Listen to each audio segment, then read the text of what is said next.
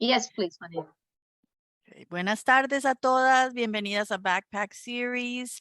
Yo soy Juanita, voy a interpretar simultáneamente todo lo que presentan hoy. Si desea escuchar esta presentación en español, por favor haga clic cuando aparezca el globo en la parte inferior de su pantalla y elija español o Spanish y después haga clic en Mute Original Audio para que no escuche la otra parte en inglés al mismo tiempo, que puede ser una distracción. Si tiene algún problema con audio, por favor pónganos un mensaje en el chat para que alguien lo ayude a comunicarse. Mil gracias. Hello, everybody. Welcome to Backpack Series. My name is Juanita. I'll be interpreting simultaneously from English to Spanish and from Spanish to English. So please make sure to select your language when the globe appears at the bottom of your screen. Please select your preferred language and then click on Mute Original Audio. If you have any audio issues, please make sure to put a note in the chat so we can try to figure out how to help you. Thank you. Thank you, Vanessa. If you can sign me now.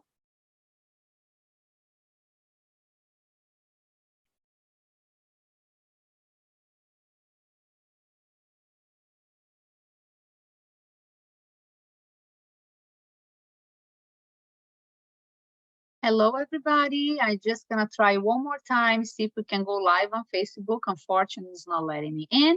So we're not going live on Facebook, but we're recording. So if you're muted. Oh, there you go. If you wanna ask any questions, please. You're muted again. Sorry. So we'll be, I don't know what's happening today. We will be posting on social media. So if anybody have any questions, please make sure to keep names and personal information privately. And I want everybody welcome again. So my name is Vanessa. I am a parent consultant with the CPAC, the Connecticut Parent Advocacy Center. And for those who doesn't know who we are Parent Training Information Center for the state of Connecticut. And by law, every state must have a PTI, and we are the ones in Connecticut. And our mission is to empower families of children with disability and developmental delays of ages 0 to 26 years old, and the professionals who serve them.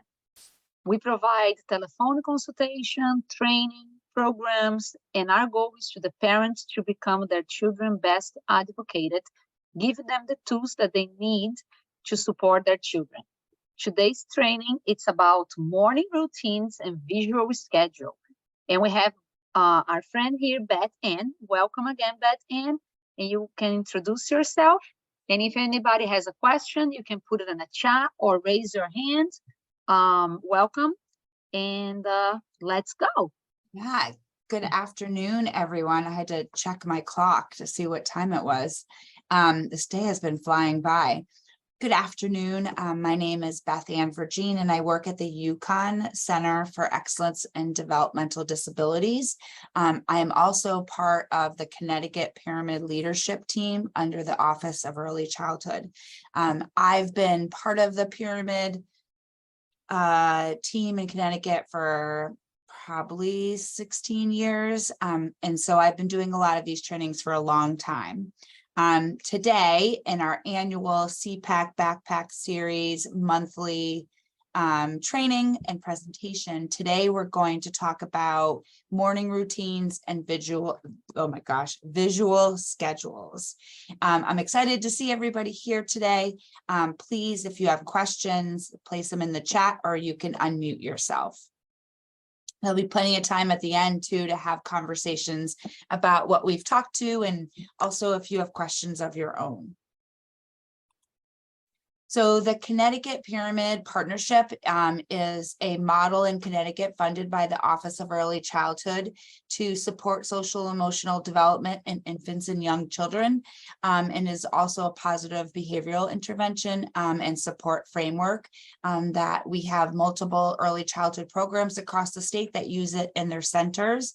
But we also want to connect with families, and that's why we developed our CPAC Backpack Series, to talk to families about their child's social emotional development and all of the the areas of social emotional development that is so important for our 0 to 5-year-old children. I always feel that, to say this off the bat, is social emotional development is the most important area of development that we want to see in our children.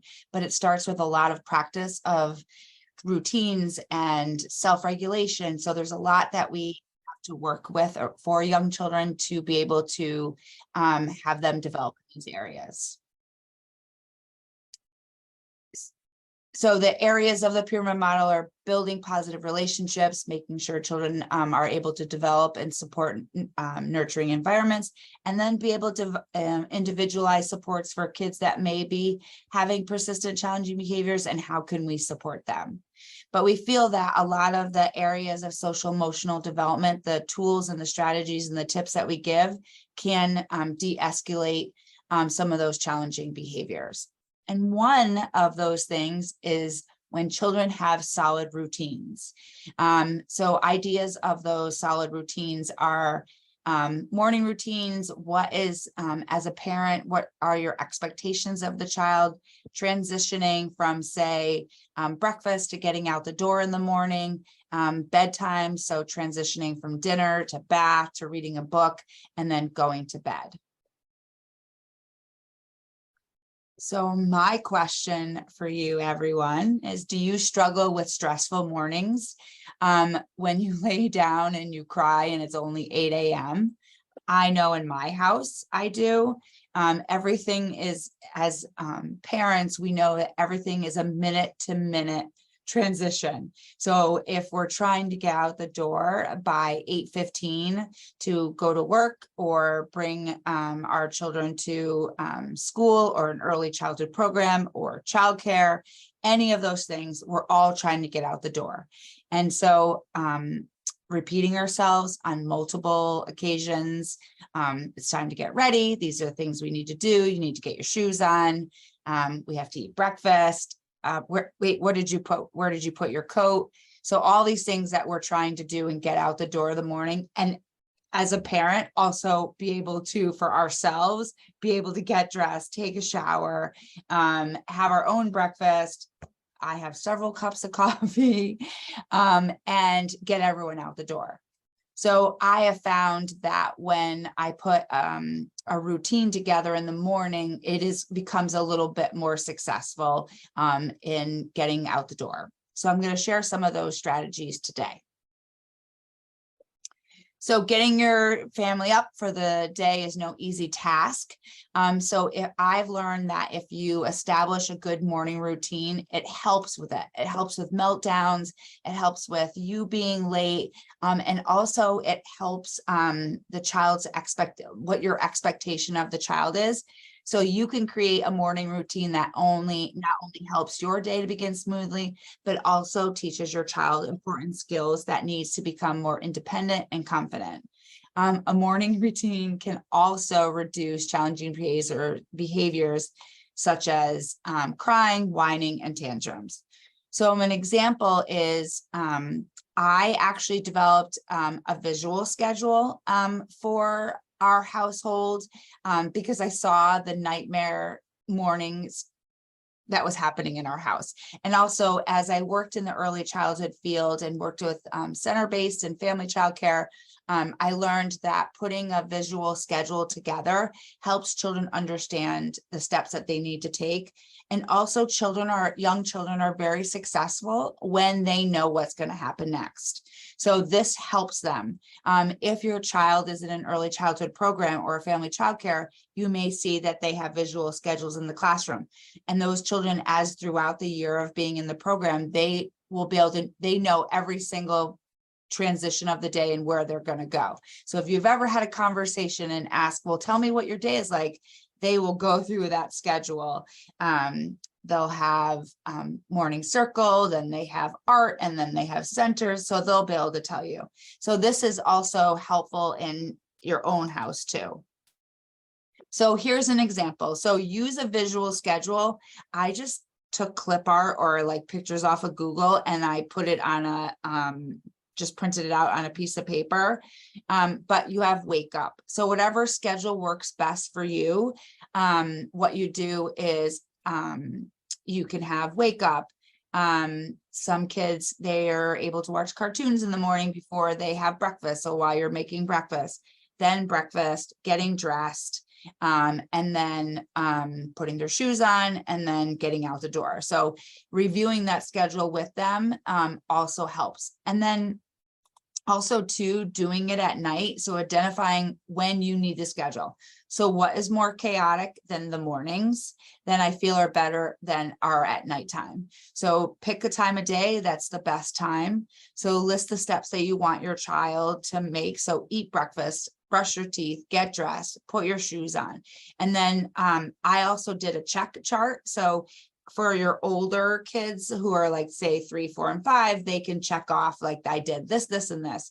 And usually like at the end of the week, if we've had a great week and like everything that we had as our expectations, we get a sticker or we get a special dessert on the weekend. So there could be, you could put a reward system in that. So having those consistency, structure is everything for young kids, and it is so much easier when there's structure in place, and then it reduces those whining or crying or some sort of behavior that goes along with that. I have a question, Bethanne. Sure. Someone put it in the chat if it's a maximum of steps that we should put on it. I think it depends on the age of That's the an child, excellent right? question. I would limit it to like 5 or 6. Like you don't want something that's like 10 steps. I would limit it like 5. So you could, you know, whatever wake up time. I know that my child would wake up at 5:30 in the morning. So at that time, I let him watch TV for a little bit. And then I reminded him, okay, it's 6:30 a.m. So what does that mean? It's time to eat breakfast and then go get dressed. So leave it to 5 simple things. That's an excellent question. So for some young children, moving from one activity to another is really challenging. But if we give them warnings, that really helps. So you have 5 minutes to do this. Even though children may not understand what that 5 minutes is, they still understand the warning that you've given them. So being able to move from, you know, breakfast to getting dressed, say, okay, as soon as you're done drinking your milk, then it's time to get upstairs and get dressed. And then also too, when you're doing your schedule, I know with my child, he'll go in his room and get dressed and then also stare at himself in the mirror for 10 minutes. So giving it a time limit too of like, okay, you have 10 minutes to get dressed and brush your teeth. So again, giving it the time limit. Adults can also help children predict what is coming next when we have this transition, which is much smoother. So once they get their shoes on, you could say, okay, what do we do now? So once you have had that consistent schedule and the child knows what your expectation of them are, they'll be able to recite back to you, oh, it's time to get in the car. Okay, grab your bag, grab your backpack, let me get my stuff. And then we go out the door. It sounds easy to just print out paper and put the schedule and say, okay, this is what we're going to do. It takes a couple weeks for kids to get used to it. Sitting down with them and saying, I've noticed, Mommy, I've noticed that our mornings are crazy chaotic and we're all just banging into each other, trying to get out the door, eat our breakfast. And some days it seems like we're going to be late. Mommy's going to be late for work and I don't want that to happen. And I don't want you to be late for school or wherever they're going. So I've decided that what a better way for us to stop having chaos in the morning is we're going to put a schedule together for us. And then you can also print the pictures out of the areas. You could take a picture of them doing it. So you can have them initiate that schedule with you. So you can take a picture of them brushing their teeth, eating their breakfast. So they're helping you put that schedule together. So what do we do after we eat breakfast? And then we do the picture. So you can make it yourself or you can involve your child. And then every day, just make sure you prompt them, say, okay, what's next on our schedule? And then they go over and then they look. It becomes a bit of an activity. Also, if you're doing any electronics in the morning, say like TV or something, you can set a timer. And so then they know once that timer goes off, it's time to go to what we're supposed to do next, which is eat breakfast. And then also always provide a verbal warning when one activity or event is done, and then you're going into the other one. So for an example, to reduce meltdown times, we would always want to prompt kids and give them a warning that something's coming. Because if you just walk into the room and the child is in the middle of watching their favorite cartoon and you're like, all right, let's go eat breakfast, get your shoes on, or, you know, let's go here. It's like, I'm watching my show. And so if we say to them 5 minutes prior, say, okay, in 5 minutes, we got to shut that off. You know, we can finish watching it later because we got to go eat breakfast. So making sure that you give good prompts and warnings of when the activity is going to change. Takes a little time, but it works. My screen is acting all weird. Also, transitions that may be difficult. You can give them a transitional object or a toy with them. So if getting in the car is really tough, bring one of their favorite toys that, or a favorite stuffed animal that can sit next to them in the car. That helps to soothe the anxiety that sometimes, like if the child is going to school and they know they're not going to see you for the rest of the day. So utilize a favorite toy or object. Always, this is like the serum of early childhood, is using first and then. So an example is, first you put your coat on and then we can go outside and play.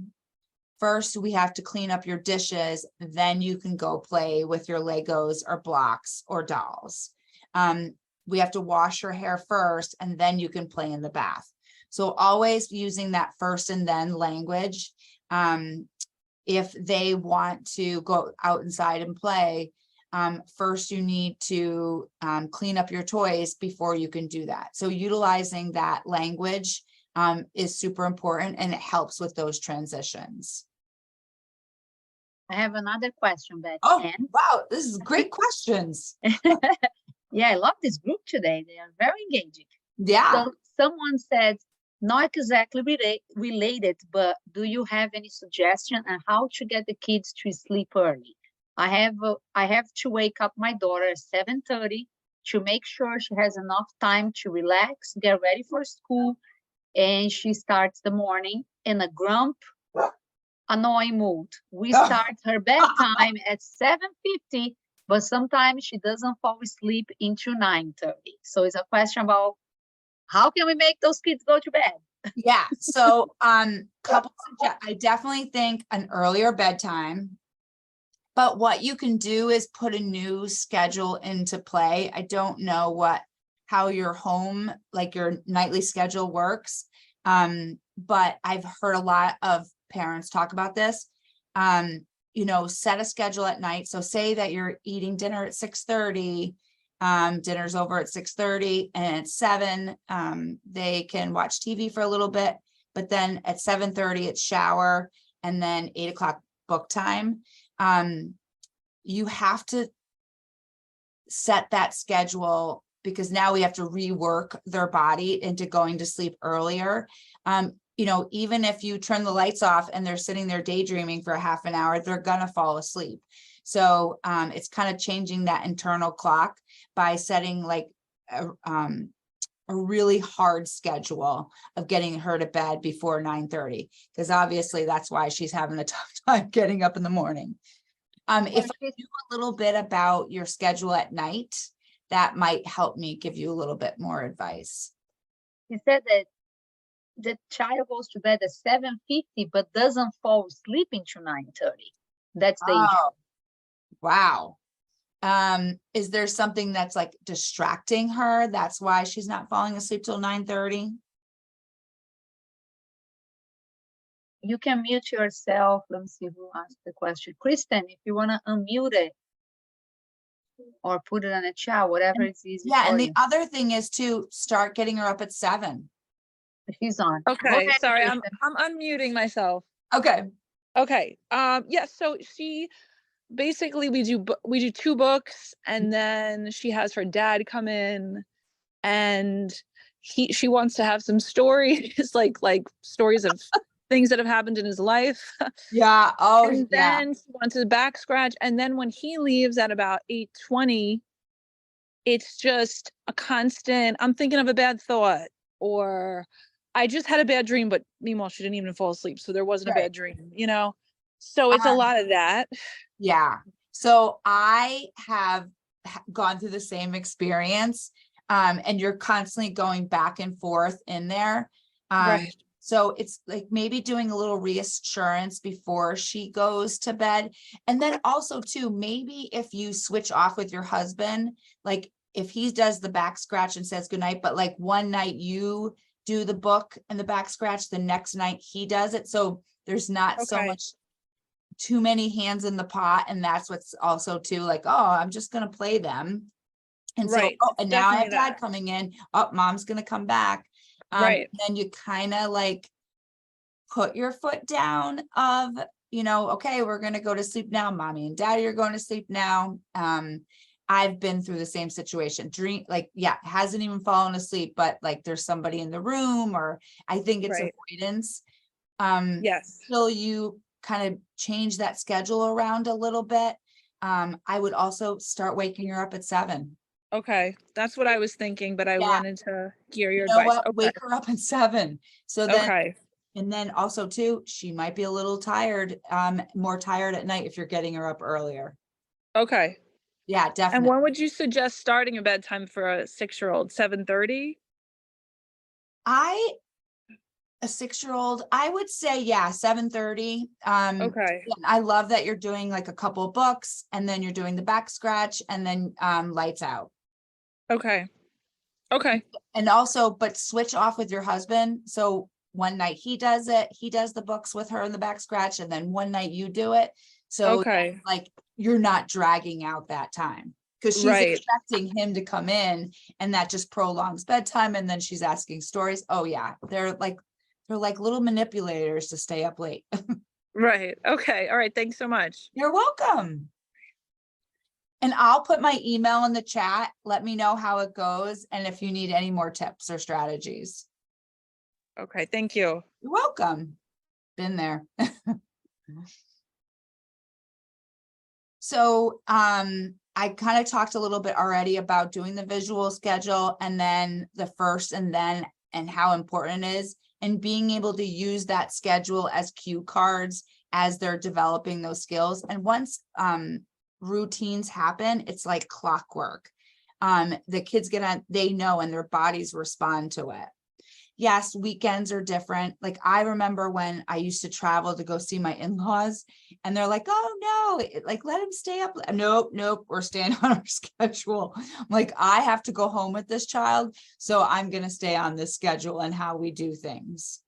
They used to think I was a Nazi, but for my own well-being as a parent and just taking my breathing time too.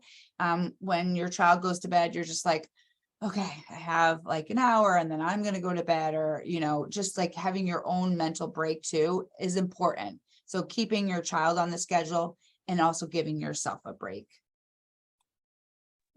Just a suggestion, I think, because I've been there too. So when the child, Kristen, they asked the question, got in a routine, you can, because she's a little older and they're getting older, what I did was, okay, you fall asleep and do everything Monday to Friday, maybe Saturday night, like always negotiating, I think sometimes gets them. So what worked for my family was like, okay, if you do what your schedule Monday to Friday, because that's a weekdays, on Saturday, you can have half an hour, because then Sunday, you don't have, it's not everybody rushing out the door. And that some kids really looking for. So that's worked for my household. As they get older, you can increase a little bit on a weekend, like give them like, wow, I feel so special on Saturday because I can maybe watch a movie together, or I can stay up late, even if it's like half an hour. For them, it's like, wow, it's huge time. So it just came in my head. I didn't want to forget about it. Yeah, and I would do a Friday morning dance, like it's Friday, like let's dance, it's Friday. And they're like, oh, and tomorrow we get an extra, we get to stay up a little bit later and we have a movie night, or, you know, we're going to see so-and-so. Like, you prompt them to be excited what's going to happen next. And so like, that's something they're looking forward to it. So we did a TGI Friday dance every Friday morning. And so that kind of like helped them go like, oh, this is the reward I get because I did A, B, and C. I remember, oh my gosh, it's been quite a while. And as I listen and I see this slide that we have on right now, she was a principal of an elementary school. And she said to me in a training one time, she's like, sometimes it's like negotiating with a terrorist. She's like, sometimes kids, it is like you're negotiating with them. Like, okay, if you brush your teeth, or if you do this, this, and this, it's like we have, as parents, we've really have developed a skill of negotiating. Like, I'm pretty sure that I could go now and sell a car to anybody because of the skill that I've developed with my child. So it is like you're like multitasking in different ways to make things happen, which leads me into those transitions sometimes are so difficult. Like, you go to the park and it's like, okay, oh, it's 5 o'clock. We need to get home and make dinner. And there's like the meltdown that I don't want to leave. So a way too is to make those transitions fun. Like, ask me what we're having for dinner tonight. And it's like one of their favorite meals. I'm making spaghetti and meatballs. So let's go home and you can help me cook. Or last one to the car is a rotten egg, or we can skip to the car, you can ride on my shoulders, like finding like a fun transition. Because honestly, children have a meltdown and it's like a minute long and they've moved on. Like, they forgot that it even happened, and it's just is on to something else. So we try to transition to those more fun things. Well, some meltdowns might be a little bit longer. I've had them in the middle of the grocery store. Yeah. Other ideas is sing a familiar song. Kids love music and songs.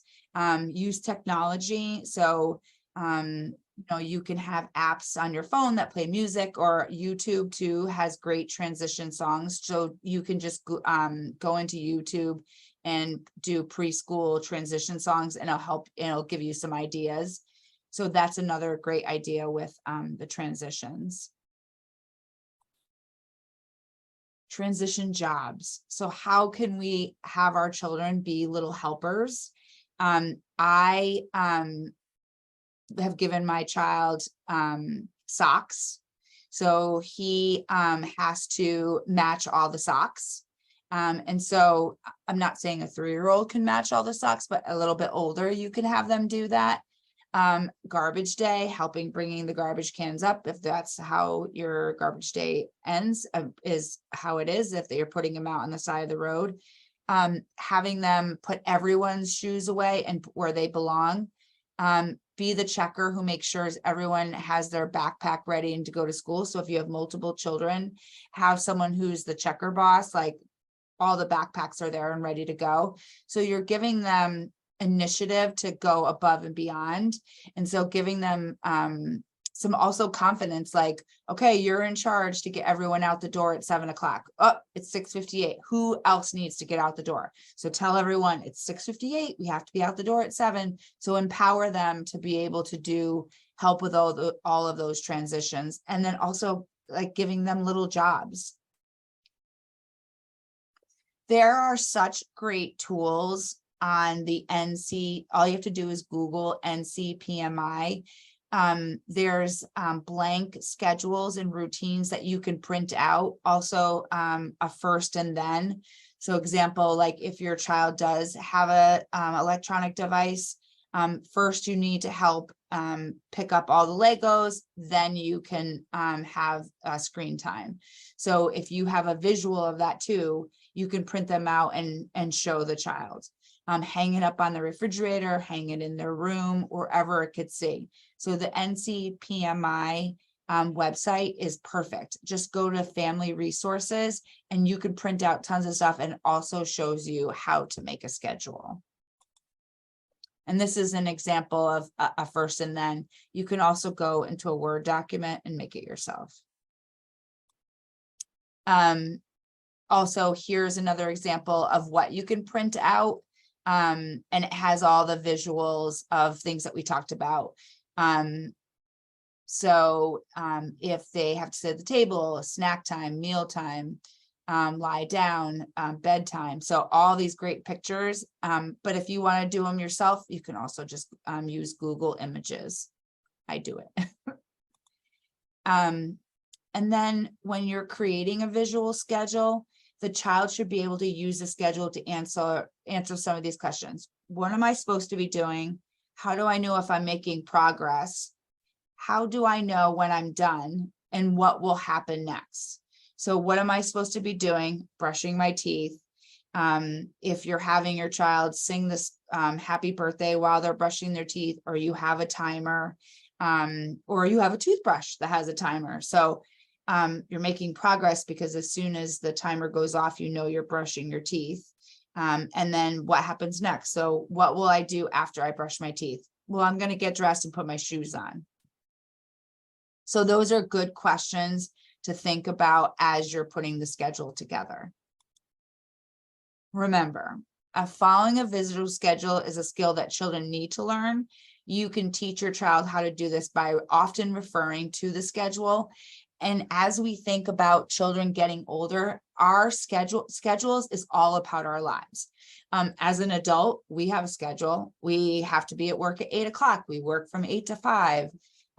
We go home, pick up kids, cook dinner, possibly sometimes do laundry. So we all have schedules. When you go to elementary school, they have a schedule. We have gym on Monday. Tuesday, we have health, even in middle school and high school. So schedule follows us eternity.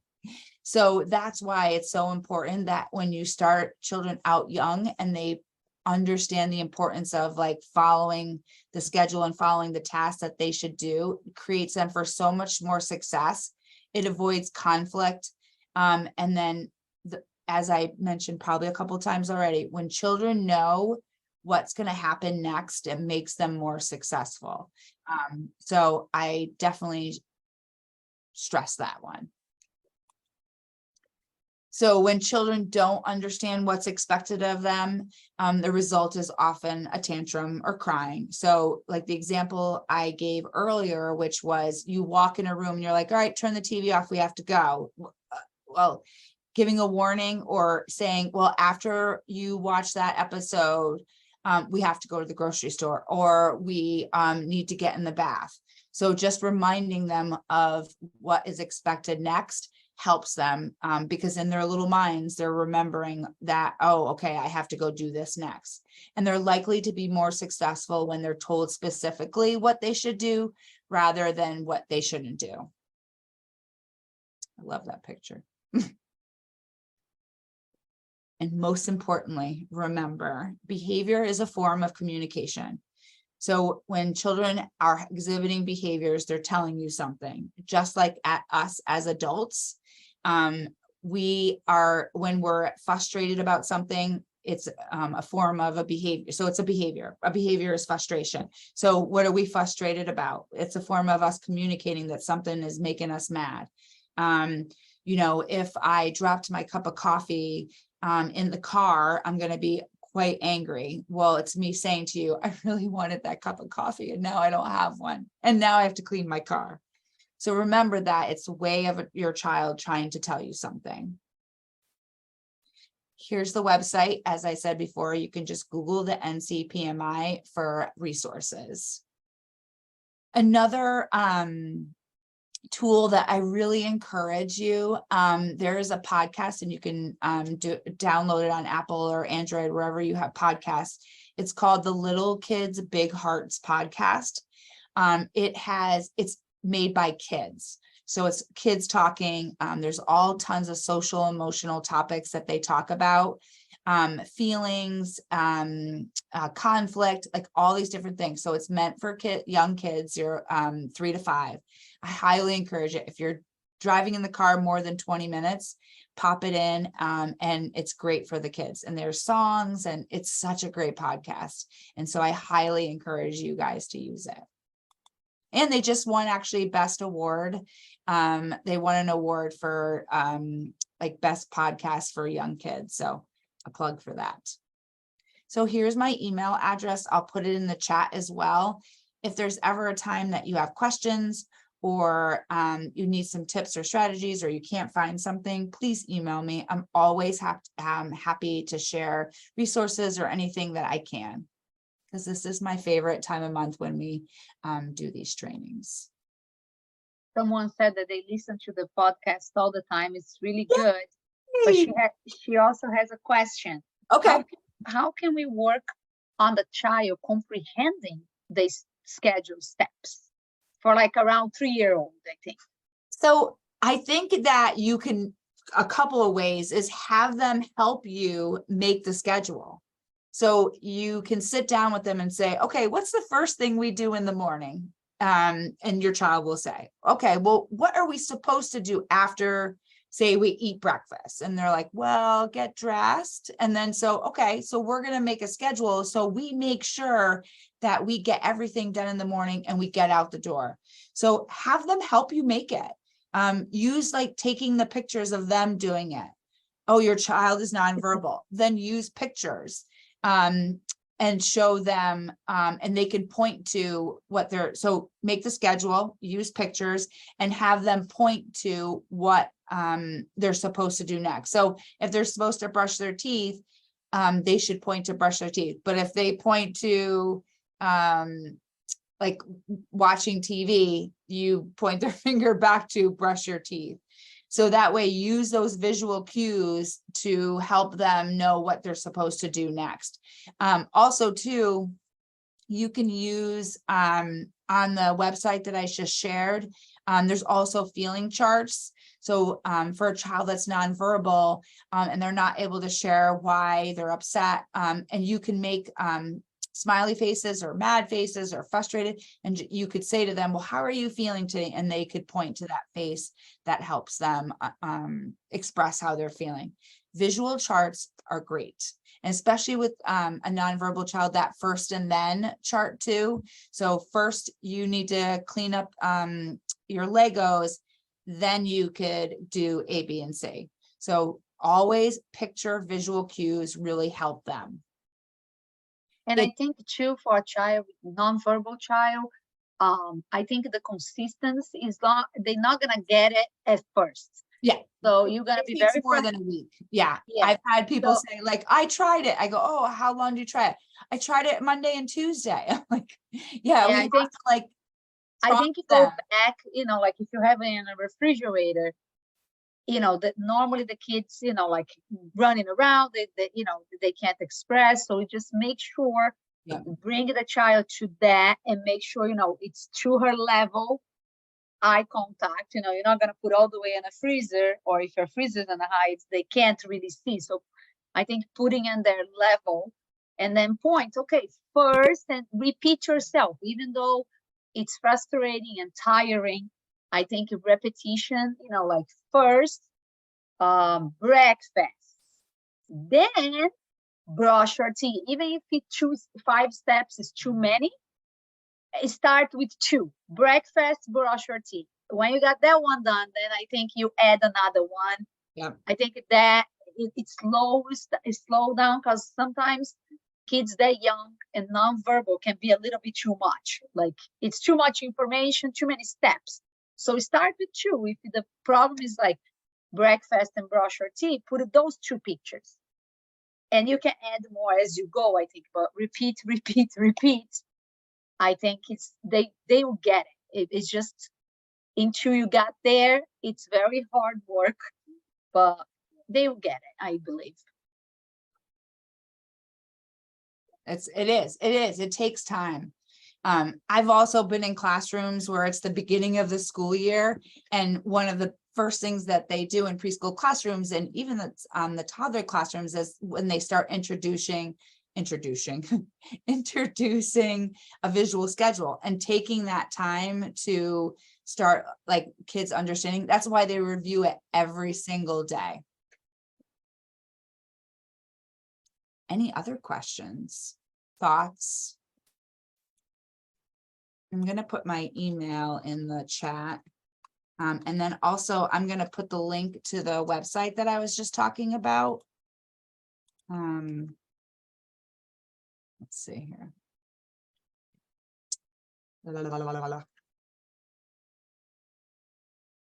Any question in Spanish, Juanita?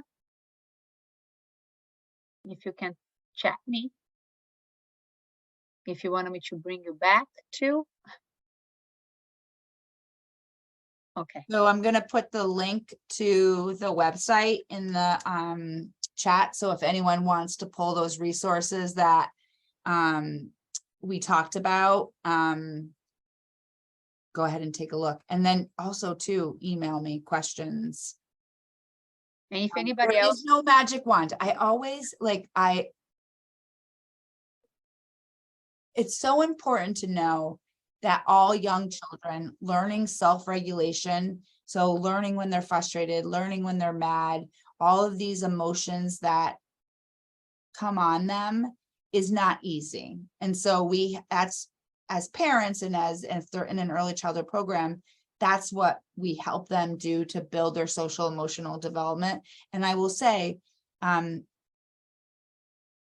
we can learn our ABCs, we can learn our numbers, but when we go to kindergarten and we can sit for 15 minutes in circle in class, and also be able to converse with our friends and our peers, like these are things that we need to be ready for, because once we are in our social emotional development, we know all of these areas that are under it, then we're able and capable to learn. Super important. if anybody, I know a parent asked me for the PowerPoint. If anybody else that's still here need the PowerPoint, just raise your hand and I'll be glad to email it to you.